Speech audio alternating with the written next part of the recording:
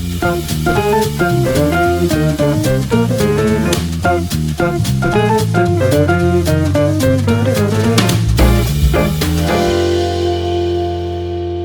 semuanya, balik lagi di Wisdom Talks bersama aku Dr. Amalia yang seperti biasa kita akan ngobrol santai tetapi tetap penuh insight seputar kesehatan bersama para expert. Nah, untuk hari ini kita kedatangan seorang influencer sih bisa dibilang kalau dilihat dari followersnya, dan beliau merupakan salah satu dokter spesialis gizi yang lumayan terkemuka nih di kalangan teman-teman dokter semuanya juga di Medicates. Nah, please welcome Dr. Evania Astella, MGZ, SPGK, AIVOCA. Boleh perkenalan diri dulu, Dok? Halo semuanya, saya Dr. Evania, dokter spesialis gizi klinik. Untuk sehari-harinya saya berpraktek di Rumah Sakit Ibu dan Anak Tambak, kemudian di Jakarta Nutrition Center, dan di One Life Integrated Health Center. Wah, banyak banget, Dok, tempat prakteknya ya. Iya, Liburnya hari apa, Dok, kalau boleh tahu? minggu doang dong. Minggu doang. Nah, jadi buat teman-teman semuanya, ini bisa lihat sini, Dok, dada-dada dulu, teman-teman semua bisa ketemu Dokter Eva ya, dipanggilnya dari hari Senin sampai hari Sabtu. Sabtu. Wah, itu kesempatan yang sangat banyak untuk bisa konsultasi dengan Dokter Eva. Tapi sekarang selain dari tempat prakteknya Dokter Eva, kita dapat kesempatan nih buat ngobrol-ngobrol soal gizi dan juga kaitannya terhadap gigi. Ini langsung to the point aja ya, langsung kita kaitkan dari gizi dengan giginya ya, Dok, karena kita temanya lagi di Medikids juga. Nah, sebelum kita mulai ke segmen-segmen berikutnya, kita satukan pendapat dan pikiran dulu kali ya, Dok ya. Dokter sepakat nggak nih kalau gizi sama gigi itu sebetulnya berhubungan atau enggak? Berhubungan banget Ya, pastinya. betul. Karena sebenarnya gigi itu kan nggak cuman soal estetik ya, bukan cuman oh senyum cantik nih. Tapi sebenarnya gigi itu adalah bagian dari organ pencernaan tahap awal. Yang Oh, paling oke. awal itu gigi termasuk sebagai organ pencernaan. Nah, pencernaan kita itu sebenarnya dimulai di mulut, di rongga mulut, bukan di lambung. Jadi ada dua proses yang terjadi di dalam rongga mulut. Yang pertama proses mekanik, di mana gigi sangat berperan penting. Gigi kan memotong, memecah, dan juga menghancurkan makanan untuk diubah menjadi bentuk yang lebih mudah ditelan, atau kita sebutnya bolus ya dok ya. Nah kemudian yang kedua ada proses kimia atau proses enzimatik, di mana di dalam rongga mulut itu ada enzim amilase Amilase. saliva yang mengubah karbohidrat menjadi bentuk sederhana, dan juga lipase lingual yang merupakan proses awal pencernaan lemak, dan proses kimiawi itu akan terjadi setelah ada gigi yang membantu menghaluskan makanan. Nah, jadi kita bayangin aja nih, kita kan lagi ngomongin gigi ya. Kalau misalnya giginya nggak optimal nih, ada kerusakan di gigi, atau giginya bolong, atau giginya ada yang hilang satu, berarti proses itu terganggu. Dan proses itu akan mengaruhi proses pencernaan, ya kan? Dan nggak cuma itu, sebenarnya pasien-pasien yang mengalami kesulitan mengunyah di rongga mulut, cenderung akhirnya dia akan memilih makanan-makanan yang lebih mudah dikunyah dan lebih mudah ditelan, ya kan? Kita bayangin, jadi ibaratnya pasien akan cenderung mengalami penurunan kualitas diet. Iya kan, karena sayur, buah kita tahu ada sebagian yang keras dan memang perlu effort lebih dari gigi untuk bekerja. Kemudian belum lagi protein kayak ayam, daging merah, itu juga membutuhkan effort lebih dari gigi untuk mengunyah. Nah pasti pasien-pasien itu kebanyakan justru menghindari makanan seperti itu apabila ada kelainan di giginya, yang akhirnya pasien jadi berisiko defisit nutrien tertentu dan cenderung milih justru yang gampang, yang lunak, Lembut-lembut, yang lunak. yang seringkali lebih dominan karbohidrat Karbo. jadinya, Jadi gitu. protein, serat yang tadi dokter sebutin ya, dari sayur Mhm. sama dari daging merah apa segala macam juga nggak bisa tercerna dengan Iya, baik. heeh, Berarti dari gigi dulu ya berarti. iya. Nah, berarti nih dok, kalau misalnya kondisi-kondisi yang kita nggak punya pilihan, misalkan kayak orang tua yang Mhm. mau nggak mau giginya hilang karena seiring berjalannya usia. Nah, itu berarti apakah harus dipaksa nih punya gigi dulu supaya dietary habits-nya bisa terperbaiki, atau ada alternatif lain sebetulnya yang bisa dilakukan dari ahli gizi supaya bisa ter-redirect ke makanan-makanan lain untuk memenuhi nutrisinya gitu? Nah, iya sebenarnya Sebenarnya Tuhan menciptakan kita manusia ada gigi, pasti kan ada Iya. manfaatnya. Pasti tujuannya pada dasarnya organ diciptakan di manusia itu adalah tujuannya untuk survival, untuk bertahan hidup. Salah satunya ya gigi untuk kita bisa makan dan bertahan hidup. Nah, pada lansia ini justru trikinya adalah selain kebutuhan nutriennya semakin spesifik, ada nutrien-nutrien tertentu yang justru semakin meningkat kebutuhannya Oh itu iya. membuat iya, salah satunya adalah misalnya protein. Protein pada lansia itu kebutuhannya justru meningkat. Nah, dalam kondisi-kondisi yang tidak ada gigi atau kesulitan mengunyah, itu akan menurunkan asupan protein yang akhirnya menurunkan massa otot. Di mana penurunan massa otot pada lansia itu sangat berkaitan dengan kualitas hidup, meningkatkan risiko frailty atau risiko jatuh, Jatuh. dan berbagai penyakit metabolik lainnya yang akhirnya akan meningkatkan morbiditas dan mortalitas. Dan belum lagi lansia-lansia tertentu beberapa juga ada yang mengalami penurunan fungsi menelan. Nah, itulah kalau misalnya ada kondisi-kondisi kesulitan mengunyah sulit membuat makanan menjadi bolus yang mudah ditelan, akhirnya bahaya tersedak dan infeksi masuk ke saluran nafas, infeksi saluran nafas dan akhirnya membahayakan jiwa. Nah, jadi ya memang perlu dinilai lagi bagi lansia-lansia tertentu masalahnya apa, apakah ada tempatnya untuk pasti paling baik kalau ada giginya dulu, Mhm. entah itu apakah diimplan ya atau Mhm. menggunakan Gigi gigi palsu. palsu. Kita pengen usahakan sefisiologis mungkin bagi setiap manusia, terutama lansia. Selama masih bisa diusahakan sefisiologis mungkin, oke kita ada Modifikasi usahakan dari tarinya. giginya. Kalau memang ternyata sulit nih bener-bener nggak bisa ini, nggak bisa menggunakan gigi palsu atau implan, mau nggak mau ya kita modifikasi struktur dietnya. Baik dari apakah di blender atau makanan lunak. Jadi memang mungkin pertanyaan selanjutnya, apakah pengaruh Iya, pengaruh nggak tuh zat gizinya? kalau diganti Iya. jadinya medianya? Sebenarnya, secara zat gizi menurut penelitian ya, tidak terjadi penurunan signifikan terhadap kandungan zat gizi pada proses blender. Namun, terjadi perubahan struktur dan fungsi. Seperti misalnya terutama serat dan gula ya. Ketika di blender itu bentuknya menjadi lebih mudah dicerna dan lebih mudah diserap. Oke. Jadi terjadi peningkatan gula darah yang lebih cepat. Oh, karena lebih Iya, mudah iya, terserapnya. dan juga rasa kenyangnya juga jadi lebih cepat hilang.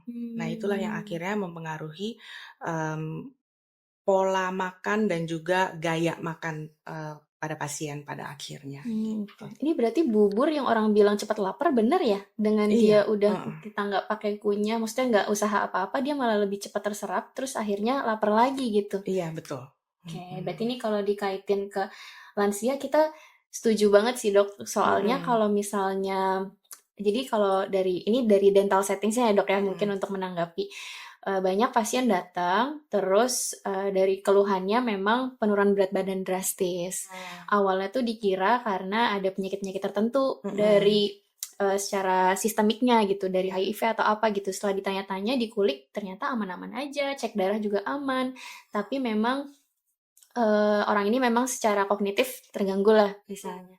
Terus nggak bisa menyampaikan masalahnya tuh di mana, kenapa makannya tuh jadi makin sedikit setiap harinya. Ternyata masalahnya di gigi, nah dan iya, giginya yang berfungsi cuma gigi depan doang, karena gigi belakangnya udah sisa ah, akar semua gitu. Jadi mhm, nggak bisa ngunyah, dan akhirnya itu tadi sih, akhirnya kita perbaikan, sisa akarnya diangkat, mmm, seluruh infeksinya, terus kita ganti gigi palsu, iya, bisa makan, terus ya udah alhasil ya naik meningkat jadi sendiri, bagus, jadi bagus sendiri, heeh, sehat lagi, tubuhnya nggak kayak, penyakit tertentu yang amit-amit kita duga gitu iya. pada awalnya, gitu. Memang memang dari European Society of Clinical Nutrition and Metabolism dia menyebutkan bahwa, salah satu faktor risiko utama malnutrisi pada lansia khususnya itu Mhm. adalah, dari faktor mengunyah dan menelan.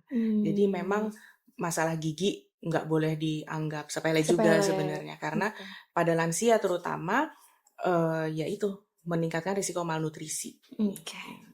Ini tapi aku ada cerita lucu juga nih Dok, kalau ngomongin soal kakek nenek ya. Iya, Jadi aku dulu waktu sekolah itu ada pasien yang giginya semua hilang. Terus datang ya seperti anak koas pada umumnya, kita tawarkanlah mau dibuatkan gigi palsu tiruan yang semua enggak gitu. Terus dengan senang hati iya, giginya jadi enak dipakai makan. Terus nggak lama nih kita nggak dapat kabar karena harusnya dia kontrol di bulan ketiga setelah pemakaian gigi palsu. Pas kita telepon ternyata, oh Mbak, maaf ini si Bapak masuk rumah sakit soalnya udah lagi dirawat 3 hari gitu. Terus kita datengin dengan niat dia bukan untuk kontrol sih, tapi buat kayak silaturahmi lagi ya, apa kabar gitu kan. Pas datang dia bilang, iya nih saya sebenarnya sakit gara-gara tiba-tiba kolesterolnya tinggi, gula darahnya naik, apa segala macam naik gara-gara punya gigi. Gara-gara enak makannya Enak makannya jadinya. Ini berarti catatan juga ya dok ya. Iya. Mungkin ada jadi walaupun misalnya gigi itu memang membantu proses metabolisme dan juga penyerapan makanan, jangan sampai yang tadinya kebiasaan nggak punya gigi atau punya gigi malah jadi sembarangan juga makannya, kebablasan jadinya gitu. Oke, nah itu tadi menarik ya, kita sebetulnya seperti mensirkelkan omongan kita tuh ke kakek dan nenek. Ini sebetulnya ada lagi nih 2 segmen yang aku pengen bahas, yaitu soal ibu dan anaknya gitu, terkait dietary habits dan juga pola gizi dan juga dengan giginya gitu. Nah, dimulai dari anak dulu kali ya dok ya. Boleh. Oke, kalau dari anak ini kira-kira ada nggak sih dok kaitan terkait pemenuhan asupan gizi dengan kesehatan gigi dan mulutnya, tapi khusus anak, apalagi dikaitkan dengan stunting ya dok ya, yang lumayan concerning gitu. Iya, sebenarnya ada banget dan bahkan hubungannya itu bidireksional. Kalau untuk ya nggak cuman anak sih, cuman terutama pada anak. Dimana kalau kita hubungkan sama stunting, memang kita harus hati-hati nih ngomongnya dok. Karena stunting itu kan sifatnya multifaktorial. Nggak cuma karena gigi kurang makan, tapi ada juga faktor pola asuh, kemudian sanitasi, infeksi berulang, atau penyakit penyulit tertentu. Cuma memang gigi itu sangat mempengaruhi status nutrisi terutama pada anak. Kita tahu ya bahwa anak itu terutama karies ya prevalensinya. Prevalensinya bisa 90% anak Indonesia itu karies ya. Nah, di mana kalau ada anak dengan gigi karies atau sampai giginya bolong terus nyeri lah, pasti proses makannya terganggu. Makan pilih-pilih, ngunyah nggak mau, diemut, rasanya juga nggak enak, jadi susah makannya. Akhirnya pertumbuhan terhambat. Begitu pula kalau pertumbuhannya udah terhambat nih, makannya makin nggak bagus. Akhirnya kariesnya juga akan semakin parah. Karena nggak ada zat gizi untuk benerin si kariesnya itu akhirnya. Makanya seringkali tuh di praktek-praktek terutama kan sering ya di poligizi tuh ibu-ibu, mami-mami bawa anaknya kok berat badannya nggak naik-naik. Nah, mungkin nggak selalu tiba-tiba pasien sadar bahwa masalahnya di rongga mulut. Cuman seringkali terutama di anak-anak balita ya, di bawah 5 tahun itu seringkali justru masalahnya di rongga mulut. Makanya pasti saya tanyakan gimana cara sikat giginya, odolnya pakai apa. Terus pas dicek mulutnya, hygiene-nya bagaimana. Karena ternyata ujung-ujungnya sesimpel di rongga mulut, ternyata ada yang sakit ada nggak yang nyaman. nggak nyaman. Dan kalau itu ya mau nggak mau akhirnya kolaborasi dengan dokter gigi, diperbaiki situasi rongga mulutnya, makannya enak lagi jadinya lancar lagi makannya. Baiklah. Gitu. Oke, nah berarti tapi kita sampai kapan sih dok harus tahu nih orang tua datang ke dokter gizi untuk menanyakan terkait tadi berat badannya kok nggak naik-naik, itu masih dianggap normalnya gimana? Terus dianggap harus dilakukan sesuatunya tuh yang indikatornya apa? Tanda-tandanya lah ya. Jadi pertama sih pasti memang berat badan nggak naik. Atau kalau misalnya nggak sering nimbang, sesimpel kita ngeliat temen sebayanya. Kok kayaknya dia paling kurus sendiri atau kok paling pendek sendiri gitu. Tapi pada dasarnya ada juga parents yang saking kritisnya dia sadar bahwa anaknya peningkatan berat badannya kok nggak sesuai kurva gitu. Terus atau sering gampang sakit, batuk pilek, bolak-balik batuk pilek, bolak-balik mencret, terus sekolah kok lemes terus, ngantuk terus, makan makin susah, makin rewel, atau ya kadang-kadang anak tuh suka megangin aja pipinya gitu, totonya ada yang bengkak. Seperti itu. Ya gimana mau makan orang Iya. bengkak, kita aja orang dewasa belum tentu. Maksudnya ya mungkin kalau orang dewasa masih nahan-nahan sakitnya Iya. bisa nyari obat, Mhm. bisa ngomong ke orang yang misalkan ada kenalan dokternya. Kalau Iya. anak-anak kan dia pasti akan Rewel berusaha aja, mereka rewel juga aja. bingung ngomongnya kan. Kita Mhm. orang dewasa aja sakit gigi kan sakit Sakit banget ya, banget. heeh, nggak bisa Pernah apa. ngerasain dong? Makanya harus rajin kontrol ke dokter Kontrol, gigi. bener. Oke, nah jadi dari gigi rusak, makin susah makan, gizinya kan jadi nggak terpenuhi dengan Nggak baik. terpenuhi. Nah Mhm. dari dokter sendiri ada catatan nggak sih buat para moms di sana, apa aja sih kira-kira gizi yang harus terpenuhi gitu untuk supaya si anaknya nggak punya potensi tadi yang dokter sebutin gampang Mhm. sakit apa segala macam dengan gizinya nggak terpenuhi tadi. Jadi nutrisi yang untuk, gigi lah ya ibaratnya. Gigi boleh Heeh, atau yang secara general yang harus secara benar-benar terpenuhi orang-orang bisa take notes, "Oh ini harus ada dalam satu makanan anak saya supaya gizinya terpenuhi," gitu. oke. Sebenarnya sih, komponen utama gigi itu kan kalsium dan fosfor ya, karena Iya, dia penyusun struktur gigi utama, kemudian, vitamin D, karena vitamin D memastikan absorpsi dari penyerapan dari kalsium dan fosfornya itu. Jadi kayak misalnya, protein-protein, kemudian, produk susu, kemudian kayak keju, kemudian kacang-kacangan dan biji-bijian itu perlu selalu diinkorporasi di, makannya. Demikian juga sayur-sayuran, sayur-sayuran, buah-buahan karena sayur-sayuran tertentu seperti misalnya bayam, terus daun katuk, terus daun kelor, mmm, itu tuh tinggi akan kalsium. Tapi selain itu dia juga kaya akan vitamin C, vitamin E, vitamin A yang memang antioksidan ini penting untuk menjaga mukosa mulut, menjaga gusi, kesehatan gusi ya. Terus jangan lupa juga air harus cukup. Kadang-kadang anak-anak main lupa minum, itu sering karena itu mempengaruhi produksi saliva kita kan, oke. seperti itu. Sip. Nah, ini harus dicatat ya tadi ya ibu-ibu sekalian semuanya soal nutrisi-nutrisi yang harus ada di piring anak setiap harinya ya baiknya ya, Dok, ya. Oke, kalau tadi makanan dari yang wajibnya, kalau dari suplemen atau tambahan lain, Dok, kira-kira ada nggak sih yang bisa diusahakan orang tua buat bisa memenuhi Sya syarat-syarat piringnya tadi? oke. Nah, sebenarnya kalau suplemen tergantung kondisi masing-masing anak ya, belum tentu, setiap anak butuh suplemen. Jadi biasanya, kita harus ini dulu, harus analisis asupan dulu, kira-kira makanan yang sehari-hari kebiasaan makannya bagaimana. Kemudian dari sana kita bisa tahu, oh risiko defisiensinya apa. Cuman memang salah satu yang penting itu karena memang komponen utama, gigi adalah kalsium, fosfor, dan vitamin D. Jadi ya nggak ada salahnya untuk memenuhi kebutuhan itu, tapi belum tentu harus langsung suplemen gitu. Hmm. Jadi tergantung apakah dia risiko defisiensi atau enggak, seperti Berarti itu. harus periksa ke dokter ya untuk Sebaiknya sih tahu. begitu. Mhm. Oke. Dan nggak boleh ngasal, tahu-tahu karena ibu Iya, ini ngomong, ini bagus nih buat heeh, ini, terus benar jadinya sih. dikonsumsi terus-menerus. Itu ada resikonya nggak sih, Dok? Tapi kalau berlebihan gitu, kadar vitamin misalnya. Iya, ada risiko. Seperti misalnya contohnya vitamin D.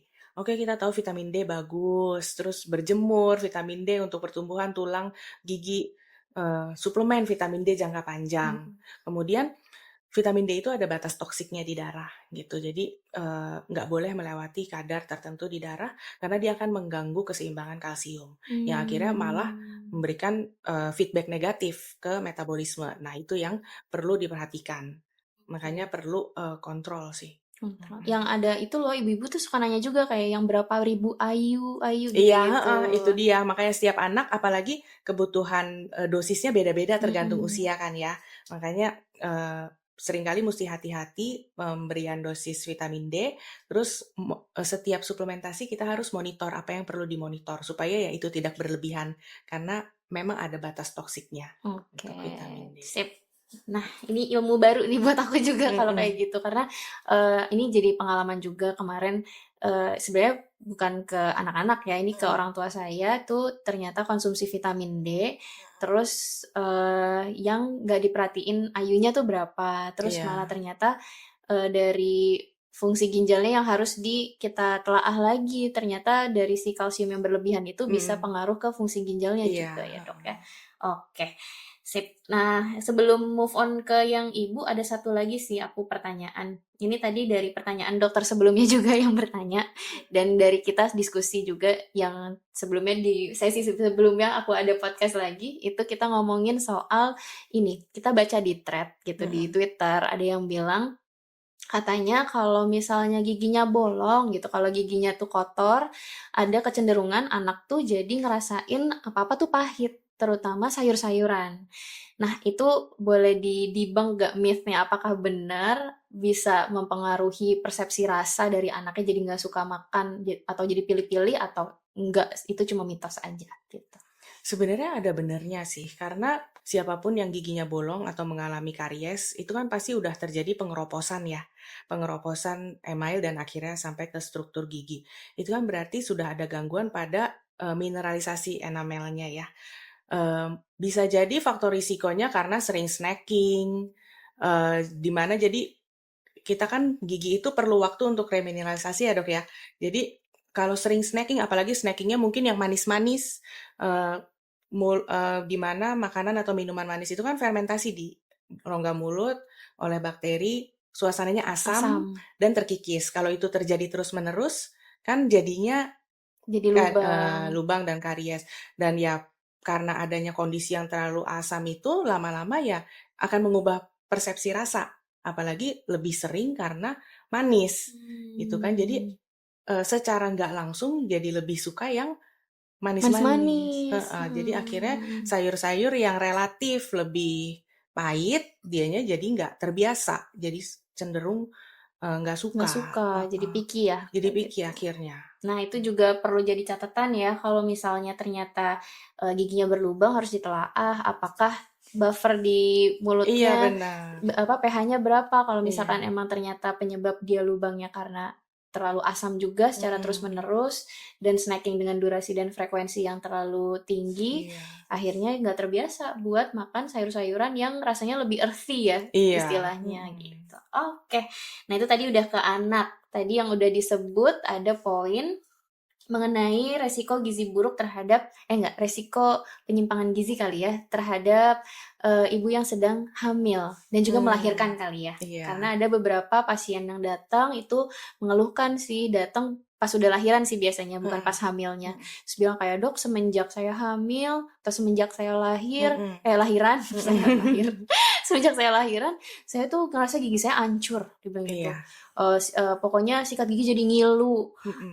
terus lubang semuanya, "Lihat nih Dok, jadi sisa akar," apa segala macam. Nah, Iya. ada nggak sih Dok kaitannya terhadap pemenuhan gizi seorang ibu saat dia saat hamil dan juga saat melahirkan terhadap, kesehatan gigi dan mulutnya? Gitu. Nah, itu ada banget sih, Dok, karena terutama ibu hamil datang ke dokter mungkin pas udah lahiran Udah ya, karena lahiran, pas hamil, nggak sempet nggak kali. sempet, bisa jadi, Pas kebanyakan gitu. lahiran berasa banget Mhm. gitu. Karena memang itu erat banget kaitannya, terutama memasuki trimester kedua, di mana ibu hamil janinnya itu sudah memulai pembentukan tulang dan gigi. Jadi pas mulai masuk bulan keempat, itu asupan kalsium harus adekuat. Makanya seringkali dokter Mmm. Obgyn itu memberikan suplemen kalsium. Karena itu setiap ketika memasuki bulan keempat itu janin tumbuh tulang dan gigi. Gigi. Ketika asupan kalsium di darah ibunya kurang, jadi nggak ada yang diambil, mau nggak mau mereka mengambil dari cadangan ibunya, which is di gigi dan tulang, Mmm. gitu. Itulah seringkali makanya keluhannya gigi kropos atau enggak kalau mungkin dulu sering dengar kalau ibu yang punya anaknya banyak, tulangnya gampang Gampang kropos, kropos. heeh, karena memang, hamil itu ketika momen itu benar-benar, kalsium ibu diambil untuk Mmm. pembentukan tulang dan, gigi. Gigi dari Mhm. anaknya. Iya, jadi makanya seringkali pas hamil tuh kadang-kadang ada ibu yang udah ngerasa pas lagi hamil, oh giginya kok ngilu, di satu momen tertentu giginya ngilu atau bagian badan tertentu kok ngilu banget, ngilunya tuh bener-bener ngilu. Dan itu biasanya momen tuh kalsiumnya kurang dan lagi diambil. Heeh. Oke. Ini berkaitan juga sih, Dok. Sebetulnya secara teori kalau misalnya ke dokter gigi, golden time-nya saat ibu hamil itu Mhm. trimester 2 juga Oh memang. iya, Jadi, ternyata emang ya selain dari posturnya yang mungkin udah terbiasa dengan Mhm. adanya kehamilan, jadi nggak sesek pas lagi tiduran. Itu Mhm. juga sebetulnya ternyata dari dokter dikonfirmasi, itu emang lagi Momennya, fragile-fragile-nya, lagi heeh. momennya gigi itu mudah rusak, jadi lebih Iya, baik ditanganin sebelum parah, pas bener, di trimester heeh. kedua. Kalau trimester 3 kan kadang udah hamil besar, udah lebih Mhm. sesek ya Dok ya, Mhm. jadi kurang nyaman kalau ke dokter gigi.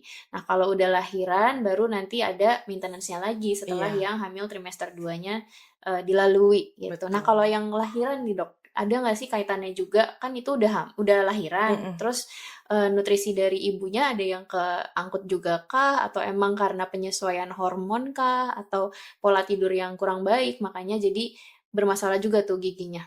Sebenarnya pastinya ada juga ya, karena kan setelah melahirkan dia harus menyusui, which is dia sebagian kebutuhannya pasti akan meningkat, untuk, terutama kalsium gitu ya. Apalagi ya ditambah pasti, pola tidur jelek, perubahan hormonal, itu kan ngaruh dengan kebutuhan, asupan kalsium. Makanya seringkali ya itu, datangnya pas udah lahiran. Tapi makanya seringkali jangan menyepelekan sih, pas hamil itu ibu-ibu harus cek ke dokter gigi. Karena jangan sampai nunggu lahiran sebenarnya, karena seringkali udah dimulai dari pas dia hamil tuh. Betul, Makanya pas lahiran makin nyata parah lagi. kelihatannya karena pas itu menyusui dan sebagainya, kebutuhan semakin banyak dan kebutuhan pertumbuhan anak juga semakin pesat gitu kan. Makanya harus mulai dari hamil. Ya pas itu dokter yang bilang, golden period-nya Golden itu period tadi. benar-benar harus dicek pas ibu hamil. Karena biar gimana jangan dianggap remeh karena gigi kan kita udah selamanya ya, udah gigi permanen. Nanti ya ke depan-depannya pasti ya itu tadi balik lagi kita di awal, mempengaruhi pencernaan, mempengaruhi proses menelan dan Dan sebagainya. sebagainya. Mhm. Baiklah. Nah ini, juga harus diingat ya buat ibu-ibu semuanya, kalau misalnya ternyata giginya itu nggak dirawat selama proses kehamilan, terus waktu udah lahir, mau nggak mau pasti banyak kontak dengan anak ya, Mhm. terutama saat mencium, itu juga bisa mentransfer bakteri juga loh ke anaknya, yang mana nanti itu akan jadi domino efek juga kalau Iya, misalnya anaknya bakterinya udah terlalu bakteri jahatnya lah ya istilahnya itu udah terlalu banyak di awal, nanti jadi lebih rentan untuk berlubang lagi giginya, ntar anaknya jadi penyerapan gizinya jadi kurang baik, iya gitu. benar. Oke, sip. Nah, ini juga ada salah satu kasus sih Dok yang waktu itu aku pernah tanganin juga. Emang ada pasien tuh yang orang tuanya agak kebingungan. Mungkin jadi pengalaman baru juga buat orang tuanya karena merawat pasien berkebutuhan khusus. Nah, Mhm. kalau misalkan berkebutuhan khusus kan kadang ke dokter gigi tuh pas udah Iya, lagi rusaknya ya iya. giginya di usia 7 ke atas lah, bukan 7 ke bawah. Nah, akhirnya giginya pada rusak tuh pas udah datang, dan Mhm. kita dapat konsulan dari gizi bahwa Mhm. ini masalahnya di gigi. Terus ya Mhm. udah karena, ternyata masalah gizinya itu bermula dari gigi, setelah giginya diperbaikin, ternyata gizinya juga jadi Jadi perbaikan. baik, perbaikan. Jadi ini segala aspek sebetulnya berkait ya, ini ya Iya. antara si gizi dan juga giginya juga. Nah, oke, tadi udah bahas banyak sekali, soal kasus-kasus mulai dari orang tua, ibu, dan juga anaknya, bahkan anak berkebutuhan khusus. Nah, dari 2 aspek ini, gigi dan gizi, dari dokter, kira-kira menurut dokter baiknya duluan mana sih tanganinnya sebetulnya? Sebenarnya sih kalau bisa jangan memilih salah satu sih, mana yang duluan. Harus Kalau bisa berjalan dua-duanya iya, iya, kenapa berjalan enggak? beriringan. Karena Betul. misalnya kita mulai dari gigi, misalnya giginya ada masalah dia akan mempengaruhi proses makan, menurunkan status gizi. Nah, kemudian dalam proses memperbaiki gigi, dia juga butuh nutrisi supaya penyembuhannya tuh optimal kan, karena kan dia harus ada zat gizi untuk me-rebuild, gigi itu sendiri. Jadi sebaiknya harus kolaborasi sih, harus dua-duanya berjalan beriringan, Secara paralel. komprehensif dan paralel Mhm. ya, oke. Nah ini, berarti harus collab ya, Harus kolaborasi collab ya antara banget. dokter Iya. gizi dan juga dokter Iya, gigi gitu. seperti kita sekarang lah, Iya nanti collab kalau ya. ada pertanyaan aku ke dokter juga nih. Oke, ini, insightful banget ya obrolan kita hari ini. Jujur kalau misalnya aku dalam praktek sehari-hari, biasanya emang ada tuh kecolongan-kecolongan dikit kayak pasien tuh nanya, kayak, "Ini berarti kalau, misalnya giginya lagi sakit makannya nggak bisa dong Dok, nggak apa-apa nggak kalau misalkan makannya empuk-empuk aja?" Mhm. cuma kentang-kentangan aja, daging sama ayamnya nggak usah lah, jangan gitu Iya, juga gitu. justru, Nah, heeh. justru jangan kayak gitu. Kita juga mendesain tambalan maupun itu tambalan sementara untuk tetap bisa digunakan mengunyah, jadi bukan menjadi alasan ya Mhm. untuk jadi mengurangi porsi nutrisi dari Iya, anak jangan gitu. sampai kualitas dietnya jadi menurun Jadi karena menurun. rasa. Otot juga harus tetap dilatih ya dok ya, Iya, supaya betul. motoriknya apa namanya, bisa terbiasa untuk mengunyah gitu, bukan Iya, yang lembut-lembut betul, gitu mhm. selalu. Oke nih Dok, ternyata dari semua pertanyaan yang udah disiapin, ini obrolan seru banget nih sampai menggugah menggugah pertanyaan-pertanyaan lain yang mungkin dibahas semuanya tuh bisa makin panjang, tapi kita batasin ya teman-teman semua ya. Tapi semoga ini menjawab karena baru muncul nih pertanyaan setelah ngobrol sama Dokter Eva. Ini yang pertama dulu ya dok, yang saya catat, yaitu kira-kira ada nggak sih dok makanan atau nutrisi yang secara langsung atau tidak langsung dapat memperkuat gigi gitu? Nah, sebenarnya ada banget, makanya yang penting zat gizinya pertama yang kita mau penuhi adalah pertama kalsium, fosfor, dan juga vitamin D. Selain itu kan vitamin A, C, E, protein, zinc, magnesium gitu. Jadi pertama adalah protein yang kurang lebih akan mencakup hampir semuanya.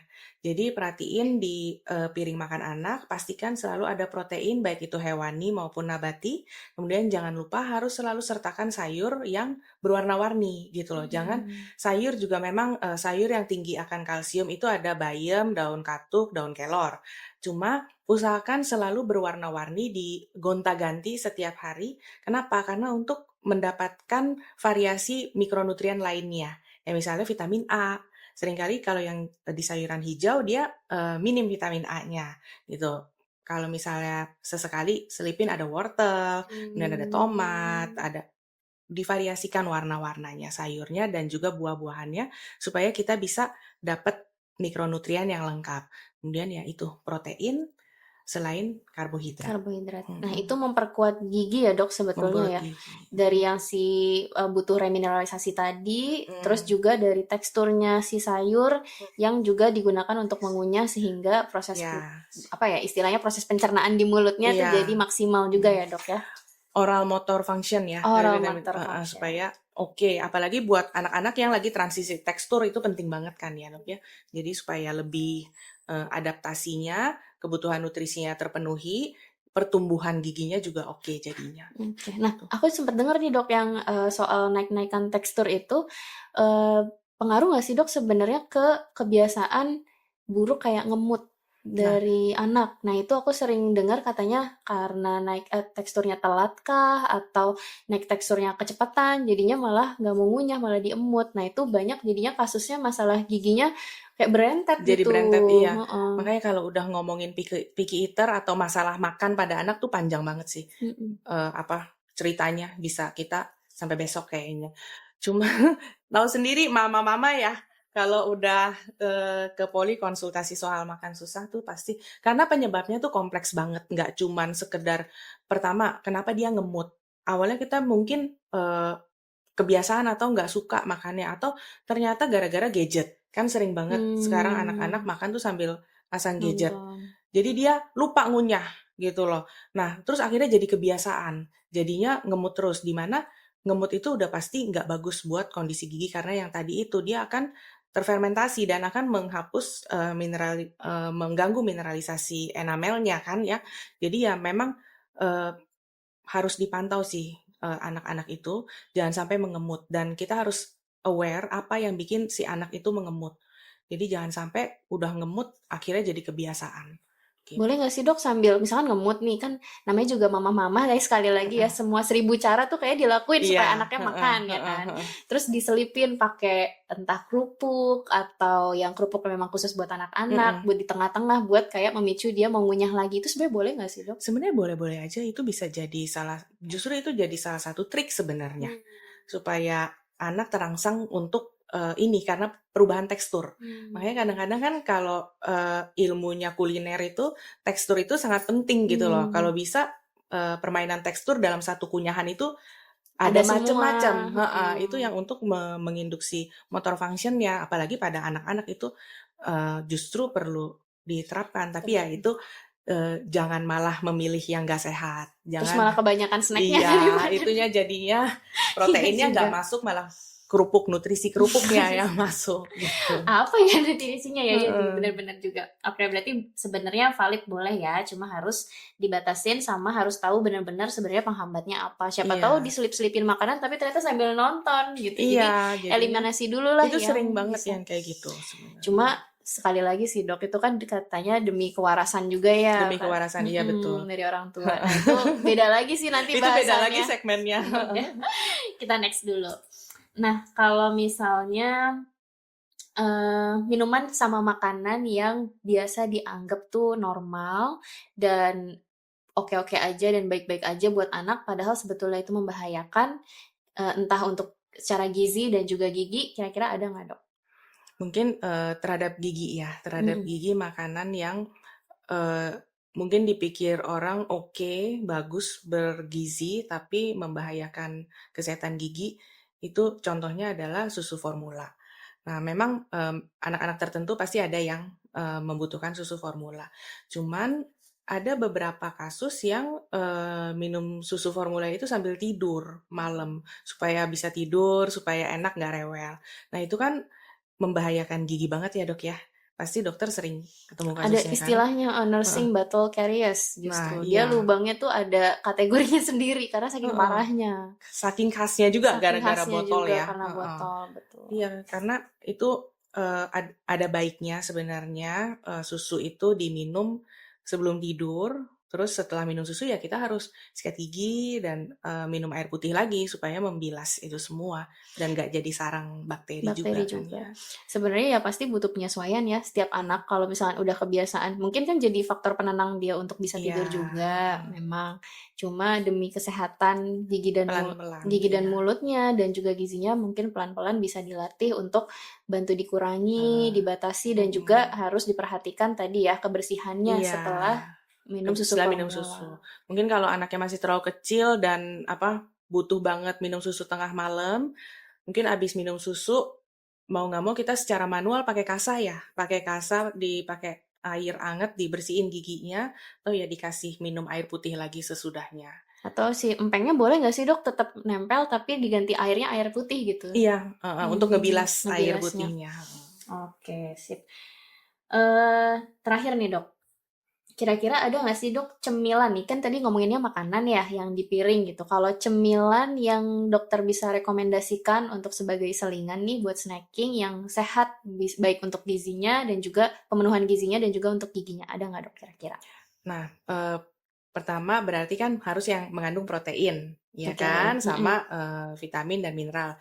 Jadi pilihannya banyak sebenarnya kayak misalnya, putih telur, Mm-mm. terus udah gitu yogurt yang mungkin kita bisa campurkan dengan buah-buahan. Jadi yogurt kan juga kita Hmm, tahu ada proteinnya, sumber kalsium karena dia produk susu, terus udah gitu kita tambahin buah-buahan untuk tambahin, antioksidannya untuk antioksidan. jaga kesehatan mukosa mulut gitu. Itu bisa jadi salah satu, trik kasih cemilan ke anak. Kalau dimsum gitu dok, kan banyak orang tua Dimsum belinya yang kayak yang instan gitu bisa langsung dimakan. Terus heeh. kayak dimsum-dimsuman gitu tuh sebenarnya boleh nggak sih?